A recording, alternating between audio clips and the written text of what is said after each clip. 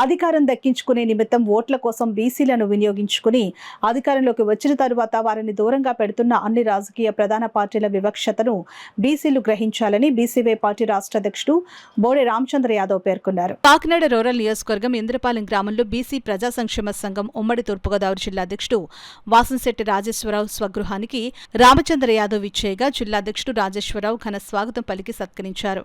ఈ సందర్భంగా రామచంద్ర యాదవ్ మాట్లాడుతూ రాష్ట్రంలో అధికారం కోసం బీసీలకు హామీలు ఇచ్చి గద్దెనెక్కిన తర్వాత వారిని దూరం పెడుతున్న పార్టీలకు బుద్ధి చెప్పాలని బీసీలకు పిలుపునిచ్చారు.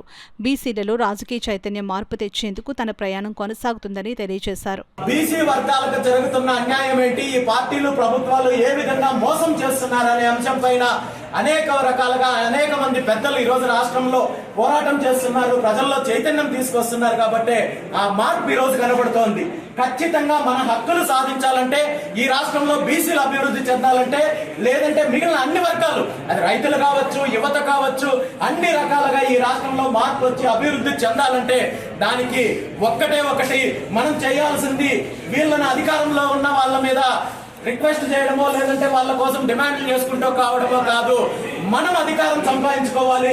మనం అధికారంలోకి వచ్చినప్పుడు మాత్రమే బీసీల అభివృద్ధి కావచ్చు, హక్కులు కావచ్చు, దళితులకు కావచ్చు, బీసీ ఎస్సీ ఎస్టీ మైనారిటీ అన్ని వర్గాలకు మంచి జరగాలంటే ఈ రాష్ట్రంలో అధికార మార్పిడి కావాలి, ప్రత్యామ్నాయ రాజకీయం కావాలి.